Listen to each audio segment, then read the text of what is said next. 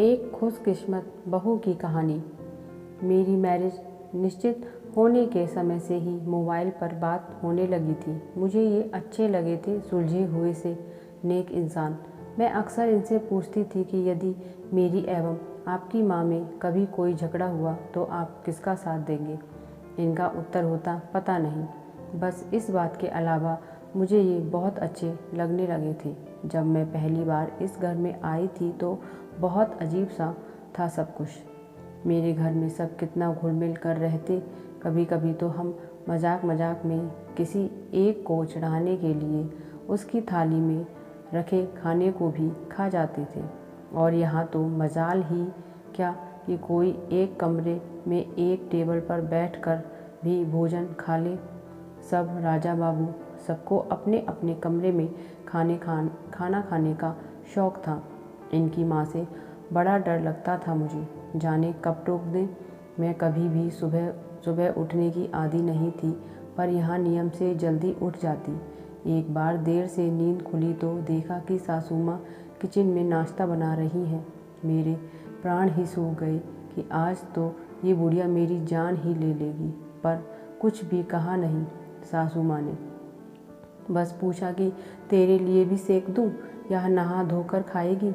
मुझे लगा लेट उठने पर व्यंग कर रही हैं मुझ पर। सासू माँ का साड़ी पहनने का तरीका बड़ा सलीकेदार था और मुझे साड़ी से बहुत चिढ़ती। पहनने में ही घंटों लग जाते, फिर पहने पहने काम करना अजब हाल सा था मेरा। हर आधे पौने घंटे में फिर से सब कुछ ठीक करना पड़ता, नहीं तो सासू माँ टोक देती कि तमीज़ ही नहीं है क्या, ठीक से पहनो। एक बार तो चिढ़ ही गई, बोली कि जब नहीं पहनना आता तो या तो सीख लो या जो आता है वो पहनो, कार्टून क्यों बन जाती हो। बहुत रोना आया था मुझे। एक तो इतना परिश्रम करो और ऊपर से सुनो भी। मैंने भी यह ठान लिया कि अब साड़ी जाए चूल्हे में। पति की भी बड़ी खराब आदत थी। घर आते ही पहले अपनी माँ के पास आकर बैठ जाते और कभी कभी तो घंटों बैठे रहते। किसे अच्छा लगेगा कि उसका पति उसके पास नहीं अपनी माँ के पास बैठ जाए। ना जाने क्या खुसुर पुसुर करते दोनों। कई बार जब बहाने से उनके सामने आ जाती तो ऐसा लगता जैसे बात ही बदल दी थी उन्होंने। एक बार ऐसे ही टोल लेने के लिए चाय बिस्किट लेकर गई तो सासू माँ बोल पड़ी कि बेटा तू इतना क्यों दुखी होता है, कभी चाय कभी पानी, जा आराम कर या यहीं बैठ जा। उस दिन तो मैं चली आई, पर सोचा जब स्वयं ही कह रही हैं तो कल से साथ में ही बैठूंगी। साथ बैठी तो लगा कि ये लोग तो फालतू बातें करते रहते हैं या मेरे ही सामने ऐसा बन रहे हैं। जब मेरे बेबी होने वाला था तो डरते डरते पूछा कि बच्चे का क्या नाम रखेंगे माँ। कितना प्रसन्न होकर सासू माँ ने उत्तर दिया कान्हा।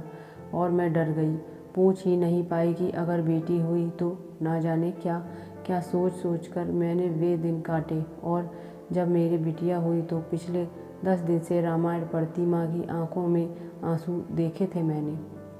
खुशी के थे या दुख के मालूम नहीं, पर महीनों तक उनकी मालिश से लेकर कच्ची पोटी सब काम इतने जतन से करते देखा तो आज इतने सालों पश्चाताप में सोचती हूँ कि स्वयं अपनी सास में माँ खोजती हूँ तो क्या मैं स्वयं बहू की जगह बेटी बन पाती थी। पता नहीं क्यों हम बहुएं अपनी सास में माँ को खोजती हैं। यदि सास मेरी सासू माँ जैसी होती है तो भगवान से प्रार्थना है कि मेरी अपनी माँ अपनी बहू के लिए मेरी सासू माँ जैसी बने।